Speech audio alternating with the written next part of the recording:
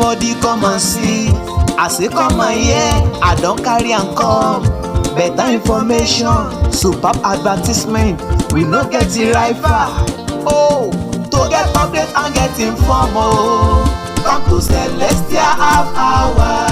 Celestial Half Hour TV. Now we be the best information carrier. So the people láti bẹ̀rẹ̀ orí àwọn tó rúlu wa ò pé. Then àwọn òyìnbó dẹ̀ ṣe gan ìwọ̀n kò ránṣẹ́ sí wọn lójoojúmọ́. Ó fẹ́ tó ní mo máa mọ̀ wá ẹ̀bùn lẹ́rìn fi wọ́n lẹ̀. Gàrí díẹ̀ tó lè jẹ́ kó tó kú jẹ́ kó máa bá tiẹ̀ lọ. Kò tọ́jú wàhálà tó ti dálẹ̀. Bó ṣe wà yín sí bàbá ó ti di problem sí Nàìjíríà lọ́rùn. Torí Nàìjíríà ọ̀ràn ó gbàgbé iye ọmọ tó yẹ kó bí. Ó kàn ṣe làwùlàwù lálálẹ́. So ẹnu ẹ̀ láwà. Ẹnìkan dẹ̀ wà tó bí 40. Ó ṣe wà ní gọ́ọ̀mẹ̀ntì ní as a governor. Ẹni mi wà ní 38. Àlùkò wọn jèrè tó dẹ̀ tó bí tiẹ̀ tó dà sí títì. The same offence now. Automatically, ìwà rere ó dára ju àdúrà lọ 100-fold. 100-fold. Because when you look at Numbers 13:1-14, then in the same Genesis 45, only am Joseph is sold into slavery. Is my father still alive? Then don't be ruffled, don't be perturbed. Don't be worried about what you did to me. You have made me to meet my luck. So be calm and be free with yourself. Celestial Half Hour TV. Now we be the best information carrier. We've been fighting that we should write another constitution. During the time of Obasanjo, there's a constitutional conference. During the time of Goodluck Jonathan, there was a constitutional conference where they wasted all money, bringing everybody from all stakeholders to come to Abuja and sell the hotel room for people and dash them money when they were going, wasting the money. Nothing came out of this. So, when you look at all those ones, now said, I don't have anything to take away from you. Take this thing, then in Genesis 43, he said, peace be unto you. A man that has good character, that's Joseph. Peace be unto you on your long journey. But his brother, they were running their mouth. Oh, Joseph, we have already wronged you people. The things we bought, they return our money. The towel we use, they return everything. All what we use in the hotel.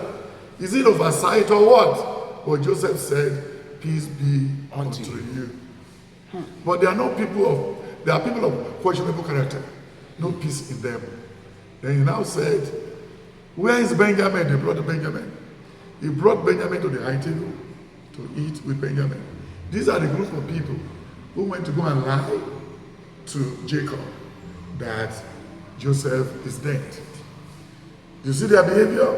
So now, in Genesis 45:1-5, a man of good character, before we get there, Genesis 40 and 42, he said, we had a dream. I saw your countenance is not good.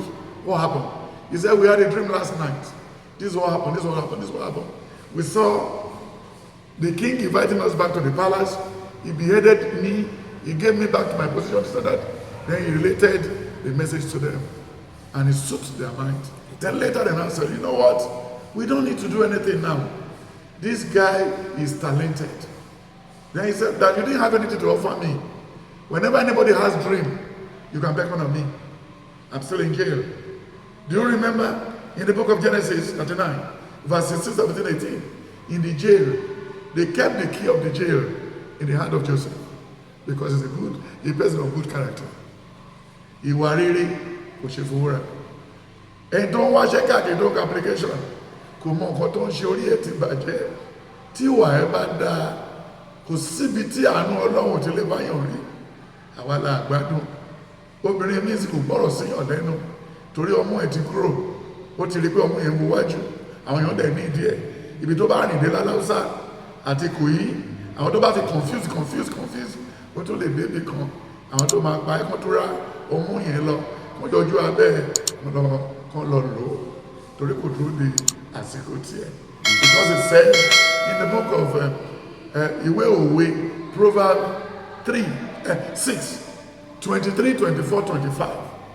ó ní má ṣe jẹ́ kí wọ́n fi ìpé ojú wọn má jẹ́ kí wọ́n fi tọ̀ yín jẹ then ọ̀rá òrombó tó kó sígbà àyà wọn ó ní má wò ó then bó ṣe rìn bí ẹtu lórí ìyẹ̀pẹ̀ yẹn má sún mọ́ bíbélì ló sọ bẹ́ẹ̀. So to let you know, good character is better than prayer. Then the man now said in 45. And when you look at what happened in 40 and 41, the king has a dream. They now said, oh, we interpret this dream. But because of his good behavior to them, in the prison and everything, you never know where you're going to meet your luck. So they now sent for David, for Joseph. They took all the dirty clothes, give him a good clothes, give him a clean shave and everything, and brought him to the king. Then he interpreted the dream, because the dream said, the king said, I saw 7 cows, fatty cow. Then the skinny one is swallowing what? The fatty one. He said, hey, this is not true. It's the same cow. 7 years of bountiful harvest. 7 years of what? Of famine. That's what the king has said. He said, okay, it's you that interpreted the dream. It's you that will man the place. It's you that will be my deputy. His character. He never applied for the job. And they never even knew. The wife never knew that the Joseph they sent into slavery was the one that is the second in command. Oníwà burúkú gbà mí, ó máa dàbẹ̀ tó mú gbó ni. Ó dàbẹ̀ tó ní, mo láti mu red wine, máa mú gbó dáadáa. Mo lọ sábà òkúta, mo fẹ́ lọ bú àná mi. Ọ̀rọ̀ ògógóró ọ̀tọ̀, igbó ọ̀tọ̀, nǹkan tó wà nù ẹ ló fẹ́ lọ sọ. Tó bá dẹ̀ ti jẹ́ kó sọ̀rọ̀ tán, kán wá yọ bí lálàtí, kán fi lé igbó yẹn kúrò, kán jẹ̀ ní kó wá tún ọ̀rọ̀ ẹ̀ sọ. Torí kò miss word. So that's the problem. That's the problem. So automatically, ìwà rere ó dára ju àdúrà lọ 100-fold. 100-fold. Because when you look at Numbers 13:1-14, then in the same Genesis 45, only am Joseph is sold into slavery. Is my father still alive? Then don't be ruffled, don't be perturbed, don't be worried about what you did to me. You have made me to meet my luck. So be calm and be free with yourself. You see the character? But if you met your friend who made you to lose American ticket, American visa, you met that person in the area carry, will you greet the person at all? Okay, because you didn't have good character. It's very simple. I put it to you. You see what we're talking about. You need to greet him or join him very bad. Because he said that it's time for everything under heaven. Ecclesiastes 3:1-10. Time to grow, time to do everything. So brethren, I am trying to tell you good behavior. And when you look at Genesis 45, verse 16 or 17, 18, 19, 20, he sent chariot to go and carry his father. Then when you look at the behavior of David and Goliath and Jonathan, in the book of Genesis 1 Samuel 23, verse 17, he said, David, don't be calm, don't worry. You are thinking too much. Don't worry, my father will not be able to kill you. You are going to be king. I, Jonathan, will be your deputy. That man is talking sincerely from his mind. You get the point? So, good behavior is better than long prayer. And you know that gbogbo àwọn tó wà lórí òkè lẹ́nìí, orí wọn ti gbálẹ̀. Àwọn tí ò rówó ra ilẹ̀ ní Ìkẹjà, tí wọ́n lè ra ilẹ̀ ní Agége, tí wọ́n lè ra ilẹ̀ lábúlé Ìrókò, wọ́n lọ mọ òkìtì, wọ́n ní orí òkè. Ilé ìtọ́jú ẹ̀kọ́ kọ́ upstairs, ibi táwà yìí sìn, second floor láwà yìí. Floor kan ti tó wà ń bẹ̀, floor kan ti tó wà lókè. Ìyẹn ló yẹ kọ́ kọ́ bọ̀ wọn lówó. Wọ́n ṣe mú yàn wọnú gbó lọ kéjì ọlọ́ṣọ́yàn. Kádùn máa wá Jésù lọ́nú gbó ní Nàìjíríà. Nílẹ̀ tó sàn fún wàrà àti fún oyin, òkè ẹ̀rìmà. òkè ọmú ti jábọ́, òkè Sanwó-Olú, òkè Ambode, òkè Ẹ̀rìmà, òkè Láńgbòdo, òkè Olúbàdàn, òkè Olúlọ́yọ̀, kí lẹ fẹ́ lọ sọ ń bẹ̀? Ṣé wèrè tó yẹn ṣá? Ó ní tó bá pè wá ká máa bọ̀ lórí òkè kíní àbí ìkejì, ó ní ká má lọ, wọ́n ò sí ń bẹ̀, inú ọkàn yìí lọ́lọ́run wà. So automatically tẹ́ bá wọ ẹ̀sìn lẹ́ni, ó ti ṣe bẹ́ẹ̀ rántí gbà tí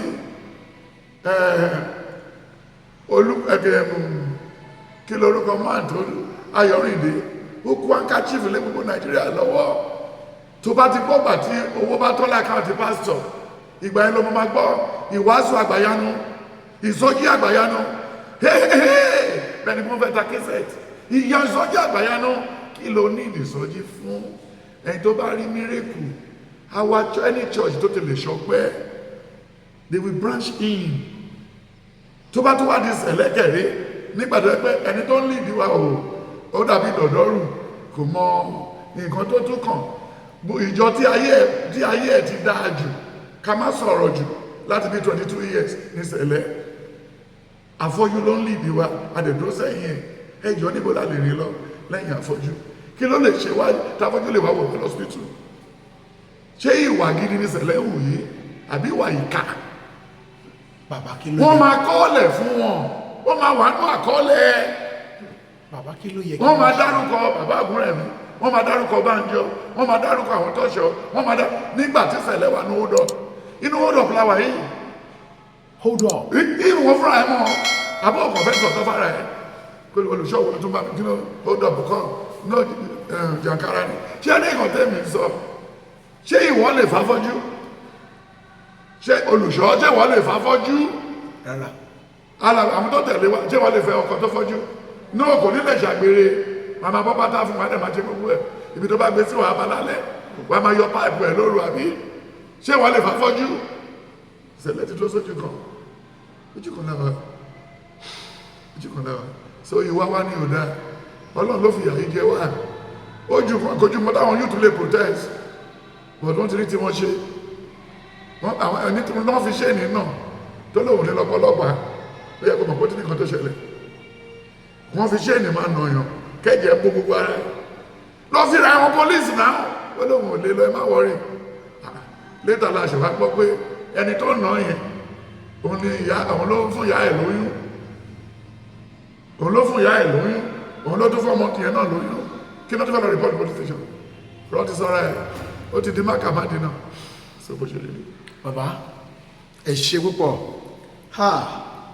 Ẹ̀yin èèyàn mi, àwọn bàbá wa, ìlú mọ̀ká wòlé àgbáyé ni, Prophet Dr Marcus Tibetan, àwọn ni ẹ̀ ń gbọ́ ọ̀rọ̀ wọn láti. Ọmọ tó ẹ̀ náà máa wọ̀rí ẹ̀ ti dé ẹ fi mílẹ̀. Bàbá, ẹ ṣé, ẹ kú ọ̀rọ̀ ìfi ọmọ ènìyàn ṣe ní gbogbo ọjọ́ gbogbo ọgbà tàbá dé ọ̀dọ̀ yín. Now, in Nigerian constitution, sir, Sharia is mentioned 73 times. Grand Cardi 54 times. Islam and Islamic is mentioned 28 times. Kò sí ìgbà kan ṣoṣo tí a pè Christian tàbí Christianity. Bible nínú constitution Nigeria. Constitution yìí ni every president tó bá débẹ̀ tí wọ́n sì ń lò. Àwọn rí ọ̀pọ̀lọpọ̀ àwọn nǹkan wọ̀nyí ó wá ń kọ wá lóminú. Ṣùgbọ́n lọ́sàn yìí nǹkan kan jọ mí lójú. Mo rí wípé àwọn Muslim clerics kan láti Sawiyat Central Mosque nítòsí ọ̀dọ̀ yín níbí, they visited you. I was so surprised that you sat down on the floor with them and you were discussing issues, and the mood at which you were found and they were also found were very admonishing. You gave some of them very beautiful messages, especially the NEPA, the IE people that visited you, you treated them as if they are your sons. Is this how you gather your worshippers, or by signboard? Declare it. So to say, they were so happy when you gave them the book of Revelation you predicted and you printed freely, and even to the NEPA people, you gave it to. They were so happy, sir. Thank you, sir. It's terrible. Thank you, sir. This is your person. Yeah, you gave me 10 questions in one. I'm going to finish you. You know what really happened? It's very simple. When you look at Deuteronomy 14, 15, 16, 17, 18, Deuteronomy 12. Mentioning Sharia, mentioning Islamic, not mentioning Christianity, not mentioning anything, it could not be your headache. It's the headache of your late father, who was a coward. A coward. Yeah. Ha. Then it was the fault of your great-grandfather, who is a coward. And it's the fault of my great-grandfather too, who is a coward person. If we wanted to start a contribution here, we are going to bring everything on the table. We appoint the chairman, the vice chairman, we appoint the secretary, then we appoint the treasurer.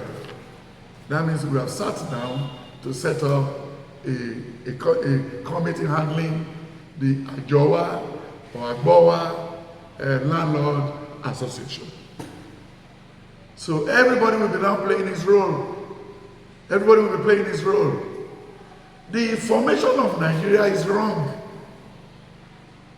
The people, the stakeholder, Lord Lugard and the rest of the people, Lord Lugard was a bastard. The father was a British who overdrank rum in India and gave pregnancy to a free lady. This is the person that discovered Nigeria as a bastard. They didn't pay dowry on the mother. They didn't even go to do any omogo or anything. O Sherun Senubi or Bofe Mumininu Kutu. That's Loduga. So then you now take off your t-shirt and gather that you want to fight on Nigerian constitution. Where is Nigeria in the Bible? Do you want to kill yourself? Your question point to be when they tell you in the school, that lady in the school, that his father is a bastard. That doesn't concern you. Finish your education, read your book. When you get to one day, just ask your father, what's the meaning of bastard? Your father will say somebody who did not know his father and mother, who they did not accept in the wedlock or something like that. But you know the father of your father. You know the mother of your father. You know everything. Do you need to defend that at all? We've been fighting that we should write another constitution. During the time of Obasanjo, there's a constitutional conference. During the time of Goodluck Jonathan, there was a constitutional conference where they wasted all money, bringing everybody from all stakeholders to come to Abuja and sell the hotel room for people and dash their money when they were going, wasting the money. Nothing came out of this. Then you are now saying that this mention, this mention, this mention, this mention. But you marked your birthday yesterday, happy, praying, doing everything. Even but you are happy. And this is happening in Abuja. Did Abuja control Okitipupa? No. Did Abuja control my father's house? No. Did Abuja control me and my wife? No. Did Abuja control me and Mama Tokwe? No. Then why are you fighting on this? Syria or not Syria? In the book of Leviticus and Deuteronomy, Sharia is there. There is Sharia here. If you sleep with your father's wife, when you look at Genesis 49, it was a Sharia. Only ìwọ Reuben, only Onílé Táyọ̀, nítorí pé ó ti gun àkété mi, sàríà ló ti dá sẹ̀ríà fún sẹ̀rí àti sẹ̀rínàtù àti sẹ̀kínàtù ẹ̀ẹ́sì náà ló gbé gbogbo ẹ̀ kúrò tó bá ti yọ ẹ̀ẹ́sì kúrò lẹ́yìn ẹ̀ nátù láti gbogbo ẹ̀ kò gbọ́kù mọ́ nǹkan tó fẹ́ fi yọra ẹ lẹ́nu kó tó kú yìí o lè gbádùn ara ẹ̀ ṣé Tinubu ló fẹ́ sọ eléyìí fún tí ṣé lóun ò mọ̀ ṣé Awólọ́wọ̀ tó kú ṣé lóun ò mọ̀ Abacha tó kú ṣé lóun ò mọ̀ so Ọlọ́run dá ọ̀run òun àti ayé in Britain wọn ò ní law they deliberate it every day whatever they do every day they document it kò sí law bẹ́ẹ̀. There is no constitution governing UK. Even the last time when they want to leave EU, they did their election with pencil. They used pencil to vote. So if they didn't get what they want, they used eraser to erase it. So you are now talking now about Nigeria. And they mentioned Sharia 20 times. So they mentioned Celestial 200 times. They mention redeem 200 times. What concerns you? Psalm 24. Only Toluwa nílẹ̀ àti ẹ̀kún rẹ̀, ayé àti àwátì àti ẹ̀dọ́sínú rẹ̀. Ibi wàhálà yìí náà lóyin òkú pé ti kú. Ó wà mortuary. Then Edwin Clark ó ti kú. Ó wà ní mortuary. Then bàbá Afẹ́nifẹ́re bá Adébánjọ bó ṣe dàlúrú tó dá gbogbo ẹ̀rú. Oh, I'm sure. So bóyá lọ́la ń sìn bóyá tó bá tó di August next year wà tó rí Tinubu rí Ọbásanjọ́ ní mortuary wọn dágbére ìwọ́n tó yẹ kí láìkí kú nìyẹn àjọ rìn ní ikú náà pè ní ọ̀rẹ́jọ̀rẹ́. We walk with death every day but the death will wait to take order kò ń rude ikú òkè rude tó bá ti fún ní ọ̀dà nígbà tó máa pa bàbá tiẹ̀ ó wà lẹ́kọ̀ọ́ ó ń bẹ́ sókè ó ṣe revival hallelujah. So this is the thing. Then nígbà tí bàbá ti lọ́n sí mọ́mí ẹ ti gba freedom but wọ́n ní mọ́mí ẹ tó lè tó ẹlòmíì fẹ́ 1 Corinthians 7 from verse 4 to 16 ó ní tóbìnrin yẹn tọkọ ẹ bá kú tó bá tẹ̀lé pé ẹ̀kọ́ tó ṣì wà lára ó sì jí pépépépé ó ní kó padà lọ fọ́kọ mi ẹ̀rọ ó ti wọ́n wà ní Bíbélì ó ní ṣùgbọ́n kó má bàa ṣe àgbèrè. Then 1 Corinthians 10 1 to 10 ó ní ẹ má ṣe jẹ́ ká ṣe àgbèrè bí àwọn kan ṣe ṣe tí 23,000 died in a day.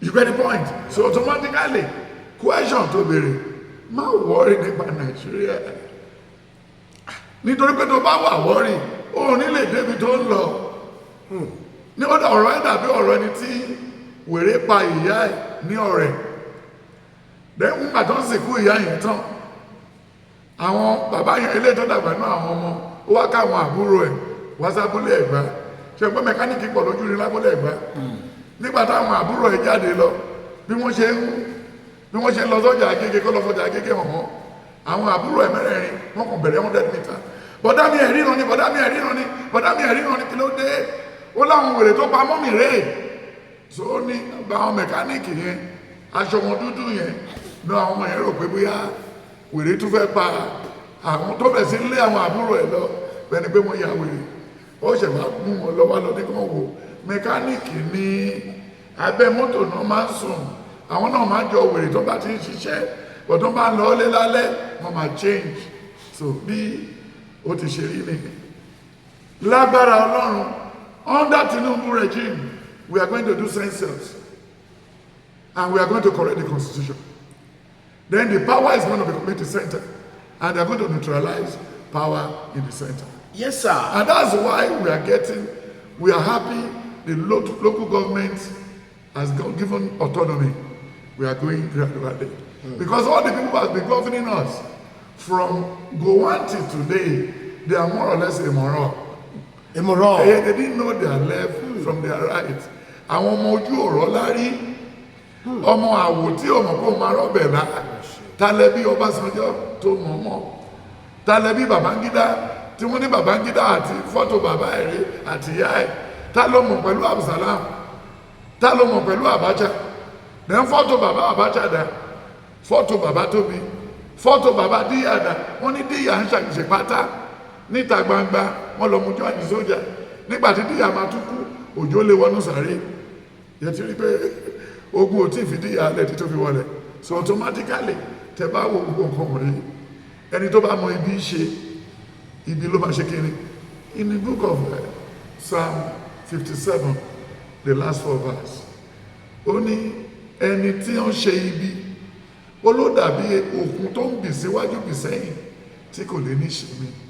Gbogbo àwọn ọmọ Absalom àgbọn engineer láàrin wọn tó ń ṣe mọ́tò, wọ́n dẹ̀ jí owó tó lè fi ṣe factory o, but they are moron. Then ọmọ Danjuma, they have everything to spring up a factory, mechanized farming and everything, but ẹnu tó pè wọ́n yẹn pé a ní kẹ́ lọ bá wa ṣọ́ ni torí olè ní wọn. Then ìwà bí wọ́n ṣe máa dájọ́ Anini, wọ́n ṣe máa dájọ́ Yenusi, wọ́n ṣe máa dájọ́ ẹni tí bàbá Buhari pa for drug, bẹ́ẹ̀ náà máa ṣe gbogbo àwọn wọ̀nyí. Ọbásanjọ́ olè, Tinubu olè, gbogbo wọn olè, everybody olè ti dìran ní Nàìjíríà, olè ti dìran. So automatically ibi tó tún fẹ́ lọ mú yìí sí, ṣé o tún fẹ́ dìbò míì ni, ṣé o fẹ́ kóyàn lẹ́yìn lọ sí Àbújá lọ máa ka ilé ìjáde in our constitution, Islamic 300 times, Mohammed 500 times. Jẹ́ ẹ mọ̀ pé ọ̀dẹ̀ ni wọ́n, ọ̀dẹ̀ làwọn tó kọ̀ wọ́n náà tẹ́lẹ̀, bí wọ́n bá jẹ́ ọ̀dẹ̀. Bàbá kan Abrahamu ló bí àwa méjèèjì, ṣèbí bí Sàdọ́nà àti bó ṣe ṣe gìràgìrà títì, ṣùgbọ́n òní Fúlàní kí náà ṣe fún wọn pápá ikú Tafawa Balewa. Then àwọn tó tún dìbò, ṣé ọ̀rọ̀ tí pé nígbà tó fẹ́ ṣe kú yẹn, gbogbo àwọn Ìgbò travel kúrò ń lò wọ́n pa gbogbo àwọn Hausa tó retaliate ẹ̀sà, ṣòrí pé láti ìbẹ̀rẹ̀ orí àwọn tó rò wà ò pé. Then àwọn òyìnbó dẹ̀ ṣe gan yẹn, wọn kò ránṣẹ́ sí wọn lójoojúmọ́, ó fẹ́ tó ní mọ́ máa mọ̀ wá ẹ̀bọ̀n lẹ́rìn fi wọ́n lẹ̀.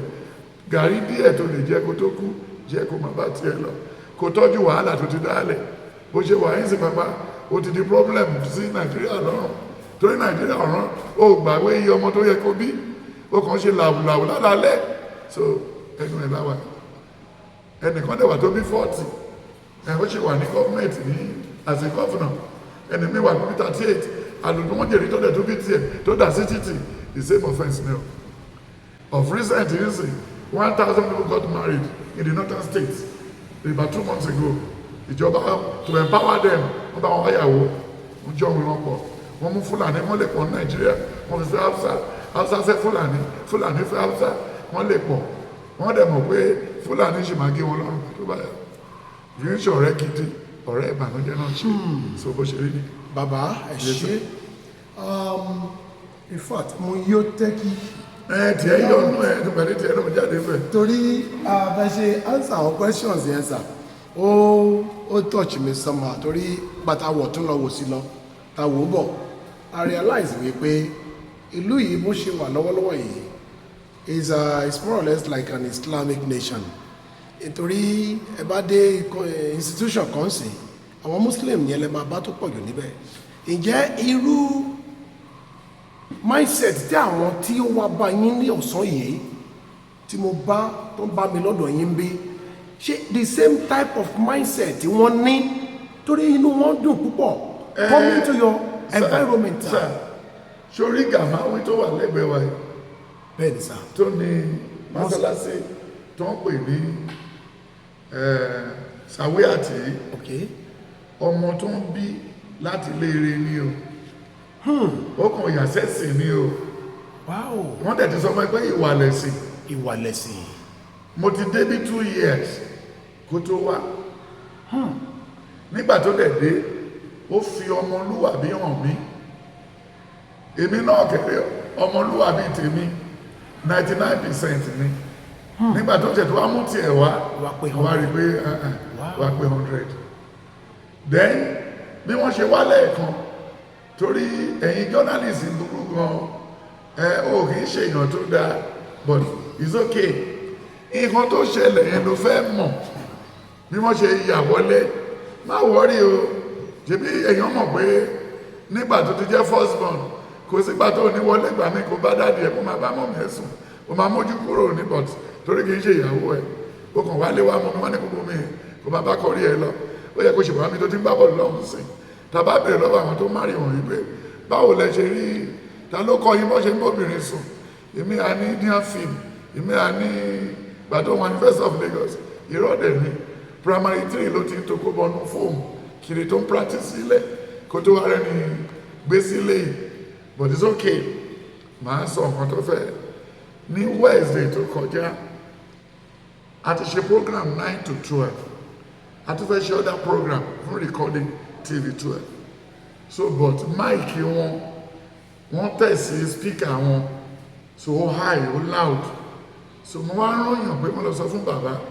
pé bàbá ò dẹ̀ ní mọ̀ nǹkan tó ń ṣe yìí o so wọ́n dẹ̀ débẹ̀ ẹ sà kò ju bí 20 minutes kọ́ tó àwọn tí mo rán lọ kọ́ tó dé mo ti yí lẹ̀ mo ń sọ fáwọn tó wà lẹ́gbẹ̀ẹ́ mi pé tọmọ ti yá làwa méjèèjì tọmọ ti yá làwa méjèèjì títí ikú máa fi mú wa lọ àlejà so bàtọ́ máa wá wálẹ̀ kan mọ́ lálejò so mo wá fa àwọn àlejò yẹn lẹ̀ mo tó lójú wọn àwọn ọmọ bàbá lélẹ̀ yìí àwa jòkó sílẹ̀ ń bẹ̀ yẹn a fẹ́ lọ mú ṣíà ọ̀tí kan náà mo ti jòkó sílẹ̀ èmi náà kó jòkó sílẹ̀ àjọkó sílẹ̀ lẹ̀ sọ pé bàbá sọ pé mo rányàn wá pé mo dẹ̀ mọ nǹkan táwọn èèyàn ń sọ pé bóyá wọ́n ní mo ń pariwo lé àwọn ń pariwo mo ní no àwọn fídíò kan wà tá ṣe àwọn èèyàn ń bèrè pé ṣé muslim wà lẹ́gbẹ̀ẹ́ wa ni mo ti dá wọn lóhùn pé yes then pé we are friends is my brother then òun ni mo á sọ fún wọn pé kò ní ìdí wọn tó rányàn wá wọn ti correct kíní yẹn ní Sunday yẹn yẹ kí n sọ fún ẹ wọn ti gbá bọ́ọ̀lù níbí ní 2001 wọ́n ṣe molud tí gbogbo wọn wọ white àwọn ọmọ mi dẹ̀ gbá bọ́ọ̀lù láti bí sínú ọgbà wọn ó dẹ̀ bá àwọn èèyàn bàbá yẹn ní kó jù padà àwọn ọmọ tó gbá bọ́ọ̀lù yìí tó bá di lọ́la ń sìn wọ́n lè di green eagle ká máa jòkó sí pálọ̀ wò wọ́n dẹ̀ kó mọ́ ríire bá àdúgbò yìí ẹsẹ̀ ọ̀rọ̀ wo ló jáde lẹ́nu ẹ̀ ọ̀rọ̀ ọmọlúwàbí ọmọlúwàbí wà nínú sẹ̀lẹ̀ o kí n ṣe gbogbo sẹ̀lẹ̀ o ọmọlúwàbí wà láàrin wa o àwọn tó gbọ́ tó pààyàn yìí sìn wọ́n transfer house account ẹ̀wọ̀n lórí èèyàn lọ́wọ́ wọn ẹ̀wọ̀n lù wọ́n ní jìbìtì wọ́n bá yàn sùn àwọn tó kú ní chọ́ọ̀chì wọn olùṣọ́ ń hẹ̀pù ìyàwó wọn ó tún hẹ̀pù abẹ́ wọn ẹ̀jọba ọmọlúwàbí ni ò tó ọmọlúwàbí ni ò ṣe kí ni ò tó tọmọlúwàbí bá tó kò ní rí bẹ́ẹ̀ so bọ́ndẹ̀ ṣe dé mo ṣàlàyé fún wọn mo ní kán sọ fún bàbá o pé project bíi náà ti fẹ́ complete so mo mú wọn the first floor second floor third floor the fourth floor wọ́n rí gbogbo everything then alọ́nu church mo fi church hàn wọ́n mo fi ọ́fíìsì tuntun mo fi everything hàn wọ́n they were happy so ìkọ̀ntà gbé dání kò lè yọ àyè jálẹ̀ ó ní Jésù Olúwa pè mí mo súnmọ́ lọ́rùn mi mo mọ bí mo ń lọ mo mọ bí mo ń lọ n kò ní yẹ̀yìn padà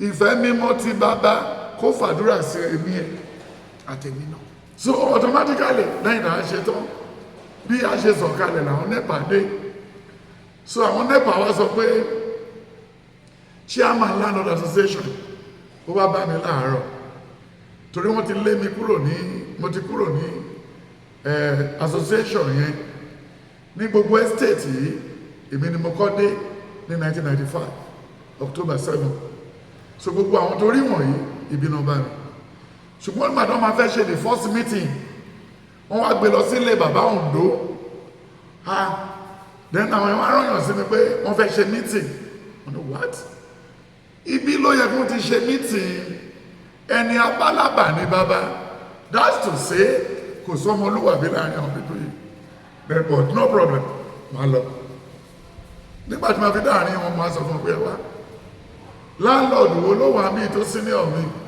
wọ́n ní kò sí nítọjọ́ orí ń kọ́ wọn ló wà wọ́n á náwó sáwọn bàbá yẹn mo ní báwọn bàbá yẹn ṣe jòkó yẹn afọ́nú ni wọ́n afọ́nú then báwo lè yàn ṣe lè fẹsẹ̀ rìn títí kó lẹ́sẹ̀ ń ta wọn kó dẹ̀ di acrobat kó forí dólẹ̀ kó máa fẹ́yìn lọ́kùnkùn sínú ó yẹ ká fi orí fún ẹni tó yẹ ká fi orí fún mo lè gbé wá sọ́dọ̀ yín but wọ́n lọ́gbà tá ti lè ṣe wọ́n á ní kọ́ máa wò ó ẹ ti ṣèyàn pé o nínú àwọn mẹ́ta tó jòkó yìí níbí àwọn mẹ́ta máa kúnnú wọn before the end of the month.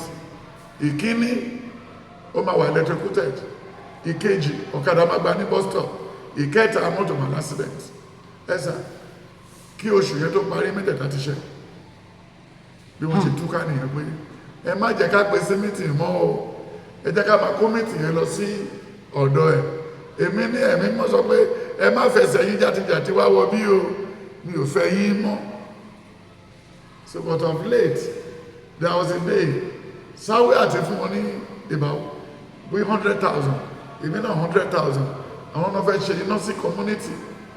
Mo wá sọ fún bàbá yẹn pé káwọ wọn tó fẹ́ ṣe sà later àmà join ní wọn tó pọ̀ nígbà tá a máa gbọ́ wọn tó lọ fi ṣe wọn náà lọ fi ṣe day wọ́n fi ṣe carnival wọ́n wá máa ń kàrá wọ́n wá rìn bí màálù tó ti sẹ̀bọ́nú agolo wọ́n ní àbájọ àwọn láńlọ́ọ̀dù rí o tó ń fi ró ìyàwó wọn tọ́ wíńdò tó ń fi yẹ̀pẹ̀ àgbàrá tó ń fi tó bus cutter tó ń ṣe ṣọ́ọ̀bù fún ìyàwó wọn wọ́n lè máa rí wá máa bá sùn lọ́sàn gbogbo rọ́ ìsọ́ndẹ̀ gbé sí ṣọ́ọ̀bù ìyàwó wọn gbogbo ẹ̀ náà ti ṣètò náà ti fi ṣe primary 1 and 2 close bí mo ṣe fi mọ́lẹ̀ ní ṣùgbọ́n lẹ́nìí wọ́n ti wá ń padà bọ̀ pé ibi tó rí ìwà rí jẹ́ ká máa wó rí lọ.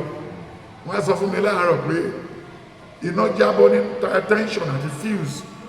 Wọ́n á lókè ṣé o ti pe NEPA ó lóun ti pe NEPA ó náà sọ pé wọ́n máa pe àwọn èèyàn wá officially kán wá wò ní Monday tó bá wò wọ́n á write report wọ́n á ṣe bí wọ́n ṣe tọ̀ wọ́n ní ẹ̀sà wọ́n treat ibi aláìní lárí ok tó bá tábà ó yá pé ẹnìyẹn kò jẹ́ kí n bá sọ̀rọ̀ so wá pe NEPA manager yẹn mo wá bá sọ̀rọ̀ so gbàtí mo wá bá NEPA manager yẹn sọ̀rọ̀ pé báwo la ṣe lè níná lẹ́nìí ó wá ní ẹ̀sà pé àyìn á difficult díẹ̀ mo náà kè á difficult díẹ̀ èmi ni mo ń bá ẹ sọ̀rọ̀ church tó wà lẹ́gbẹ̀ẹ́ sáwé àti bàbá Tibetan òun ti ń wọ opportunity àti meet mi ẹ máa tọ́ná lẹ́nìí lẹ́sẹ̀kẹsẹ̀ gbúragbúragbúragbúra iná náà ti tàn bẹ́ẹ̀ni so àwọn tó wá kó wá bí àwọn mẹ́jọ Olúwa ní kí ṣínà fún wọn mo tó wá ṣínà fún gbogbo wọn ẹsẹ̀ wọn lẹ̀ wọ́n lẹ̀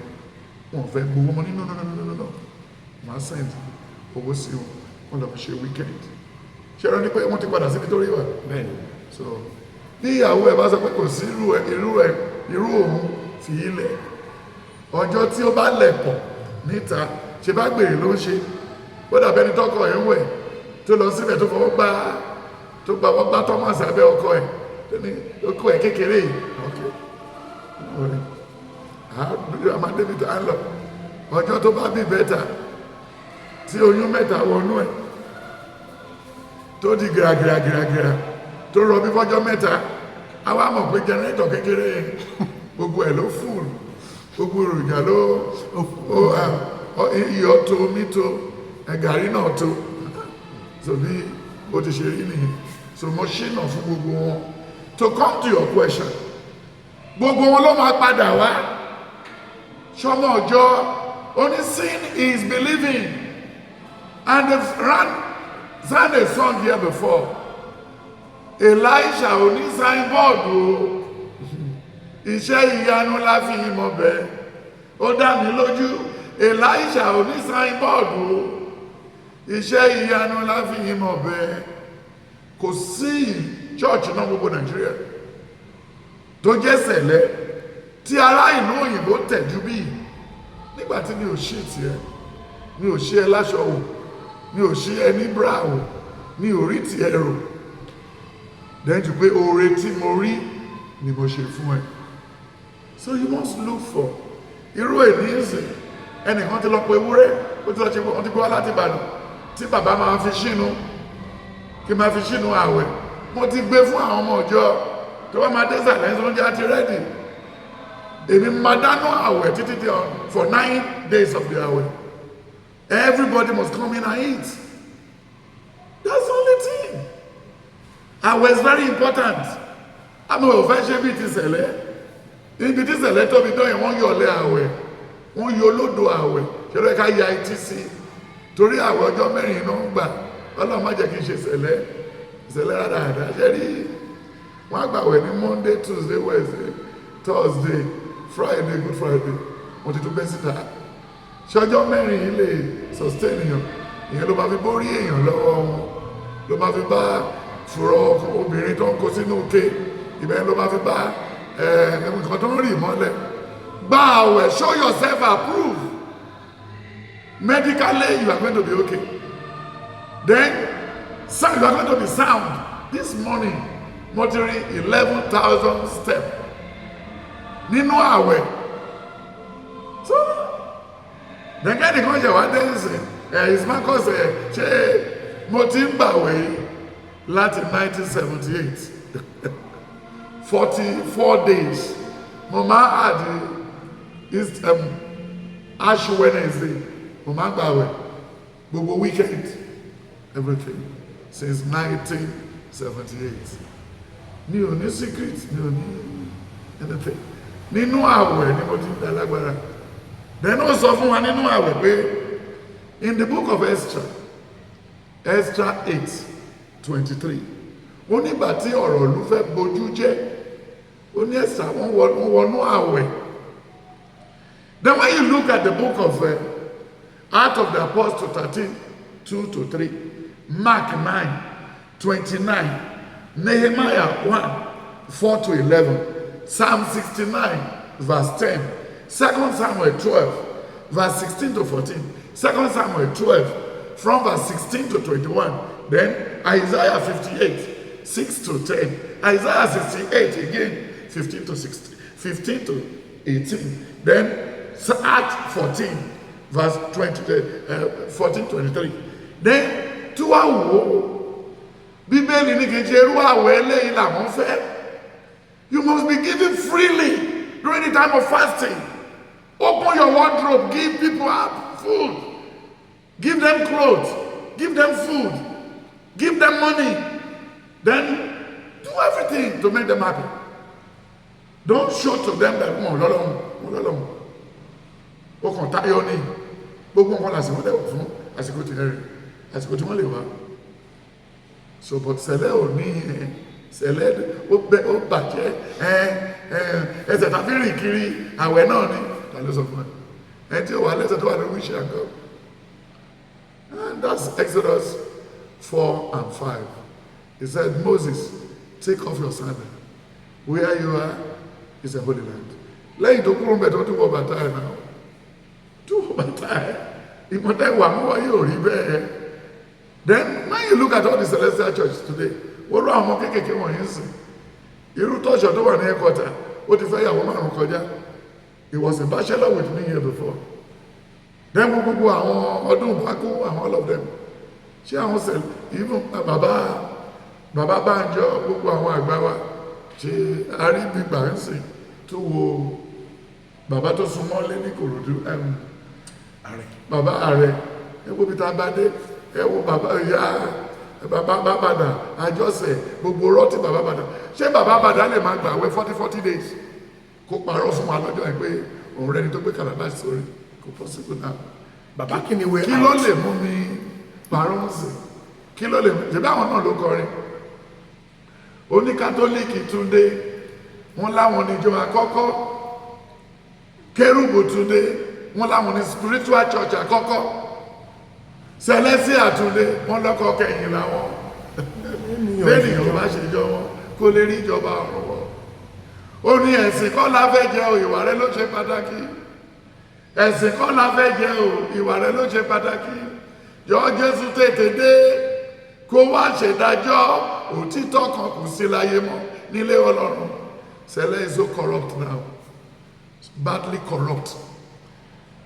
Níbi tó ti ń gbé owó ní mẹ́kọ́ at everywhere wọ́n máa sọ ìlú àwọn tó dẹ̀kọ́ ìpín wá láti Ondo State Èkìtì Ọ̀yọ́ Èkìtì Àbújá wọ́n dúró síta owó náà fi kọ́lé káàkiri ní Kútọ́nù àti wà marginalized gbogbo all the big parishes today àwọn ìgbò ló wà bẹ́ẹ̀ torí gbàtí àjọsẹ̀ débẹ̀ ní táìmì ní gbogbo wọn sórí ibẹ̀ kò mọ̀ pé òun máa tètè kú bọ̀dọ̀ náà ni mọ̀bí ìnáwó wá parí ẹ̀ but every good places àwọn igun ni àwọn igun ṣá ní tẹ́jú oṣó Kétu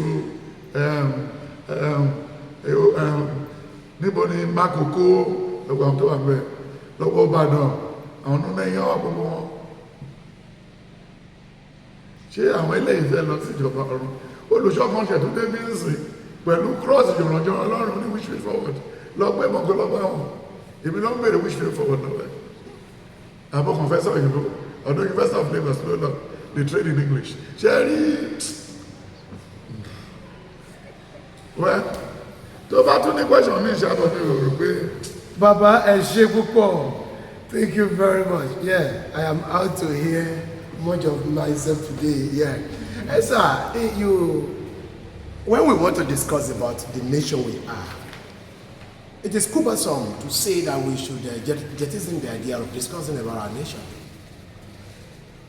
I believe I am a freeborn of the land, and the people that are ruling us, they are doing it in a way that is not connoting with the grace that is on this land. Number one, we have a lot of amenities, we have a lot of nutrients on our ground, which we're supposed, like you usually say, we should go and till our land, which is very, very important. But there are a lot of things happening today. What is coming out of the three arms of the government is disgusting. Executive, legislature, and the judiciary system is not encouraging at all. They are uninspiring in the sense that tí ẹ bá wo nǹkan tó ń lọ lélẹ̀ ẹsẹ̀ nínú ìjọba tó ń lọ yìí, ẹni tó ń lead ìjọba lè ní good mind and good will. Ṣùgbọ́n àwọn tí wọ́n bá ṣèjọba yìí ṣé wọ́n fẹ́ kó rí ìjọba yìí ṣe báyìí. It is quite embarrassing nígbà míì with the present embarrassing scandals tó ń lọ ní National House of Representatives Assembly wa yìí lọ́wọ́lọ́wọ́ yìí. It's nothing to be written home about. Ó ń bà wá nínú jẹ́ sá. Now nítorí pé ẹ̀yin jẹ́ wòlíì Ọlọ́run tí Ọlọ́run bá sọ̀rọ̀ ní gbogbo ọgbà á sì mọ̀ wípé ẹ burú gẹ́gẹ́ bí ẹ ṣe sọ lọ́jọ́ yìí pé ẹ burú gan-an àbí burú tẹ burú yìí ọ̀pọ̀lọpọ̀ nínú àwọn aṣèjọba yìí náà ló mọ̀ yín dáadáa pé ẹ ní fi gbàkànbọ̀ kan nú ohun tí Ọlọ́run bá sì ti sọ fún yín lẹ máa sọ fún wọn. Bàbá embarrassment àárín ní House of Reps yìí ẹ ní bá wa bá wọn sọ ẹ bá rí sẹ́ni pé mo gbójú pamọ́ mi fẹ́ wojú indirectly torí pé mi ìfẹ́ wà bias nǹkan tí ó yẹ ká máa expect lọ́rọ̀ àwọn tó ń ṣèjọba wa ni pé kí wọ́n bring succor and supportive measure fún ìdíṣe regime yìí kí alàgbà Tinubu tó ń ṣèjọba lọ kó má bá wa too stressed lórí ẹ̀ judiciary system wa òdodo ò sí níbẹ̀ ẹ̀wọ̀n yìí tó ṣe lẹ́nu ọjọ́ mẹ́ta yìí sìn wọ́n pass judgment to Rivers State because seize allocation wọn tó ń dẹ̀ mọ̀ wípé Nigerian citizens are there who will care for them within this period tó lọ seize allocation yìí so wọ́n indicate wọ́n ti marginalize wọn kúrò ṣé kò sí measure tó lè fi correct wọn from the federal ìyẹn bẹ́ẹ̀ Ọ̀ṣun State alàgbà Àkàndé am I correct what's his name Adeleke rada ìyẹn ṣẹ̀ṣẹ̀ ń ṣe ó ṣe ní lórí òróró sí ni pẹ̀lú mayor tó ṣẹlẹ̀ ń bẹ̀ lẹ́nu ọjọ́ mẹ́ta yìí ẹ̀mí àwọn ènìyàn pọ̀ sí kò tán síbẹ̀ House of Assembly Lagos State Obasa was impeached and reinstated bá ṣe ń sọ̀rọ̀ lọ́wọ́ ìsìnkú sálàáfíà níbẹ̀ ìgbà wọn ní Tinubu fẹ́ lálàáfíà láti ṣèjọba ìlú yìí if he has a good mind to do it àti ráwọn ọwọ́ kọ̀ọ̀kan tó ń gbé pípọ́ ṣe é ṣe kó jẹ́ kó dá ìlú yìí kó dá Nàìjíríà padà sójú ọ̀nà ní ilẹ̀ náà tí lọ́rùn wàhálà tó ń yàn kó dẹrù no security system and gbogbo àwọn kan wọ̀nyí some political leaders they are deflecting to other parties especially to ruling party torí pé wọ́n rí pé nǹkan tí ẹ̀kọ́ ṣe bóyá from chairmanship or local government ohun tó yẹ kó ti tún ṣe wọn ò ṣe àwọn ìlú ti kẹ̀yìn sí wọn wọn wá ń deflect lọ sí ruling council party nísìn bóyá wọn máa lè rig election against wọn will this help Even the young child that is born yesterday in my church, in our home, yesterday somewhere else. Ní ìlú òyìnbó bàbá jẹ́ yín fúnra yín tí ń lọ from time to time. Ṣé bí wọ́n ṣe ń ṣe orílẹ̀-èdè nìyí? Kí làwọn ohun tí Ọlọ́run lè bá wọn sọ tàbí bá yín sọ pé kẹ́ ẹ sọ fún wọn láti tọ́ wọn sọ́nà wọ́n lè yà kó nínú àwọn iṣẹ́ ìbí tí wọ́n ṣe pẹ́? Baba, this is my question. Thank you very much. I don't think we are going to leave here today. All the questions you pile up, I'll make sure to beg the Holy Spirit to lead me aright, because you are too temperamental and too worried. And I pray, thank God now, I don't think you want to rear any children again. That's to say, you've not been in into the theater where your wife is laboring, want to bring baby to life. I didn't mean you witnessed the first one. I've witnessed twice. Yes, and you still call the woman for sex again. So that's to say, you are not too much. It's just you only sympathize for a while. I begged her not to do it don't again. Worry, don't she worry. said no. And that's another one. Then number two, you have witnessed an accident on the high, when you are traveling to, I know you are from Ondo State. When you witness a terrible gas accident on the road, do you immediately park your car and look for somebody to buy it? Not at all. So that the car will not injure you one day. Even we overspend after that as a sin that accident. Okay. We are going to go Yoruba nothing or something. Why should don't be here? Obasa, House of Assembly, Senate, three arms of government. In the book Revelation 2024, only where can we get justice? 2025. Only where can we get justice? True justice. And the answer is no. We can't get it. The time we are talking about the legislative, the judiciary, and the executive, they are already in motion already. And then you ask this question during the time of Goodluck Jonathan. The time of Buhari, yes, where everything is in the gutter, in a disarray. See the judicial system. Tinubu has filled everything. And we're only expecting results. What they collected from the River State, they have seized that in Lagos State before. When Tinubu increased the local government this and that, Obasanjo passed a law that they should not finance the new NCDA. You were alive. And this honorable man, this dynamic man, this God-gifted man, this man who a listening father like Tinubu, now come and fixed it. I fixed it. Then that's number one. Then number two, Kekere and everything. If they are holding money for River States, Celestial Half Hour. Celestial Half Hour TV. Now we be the best information carrier.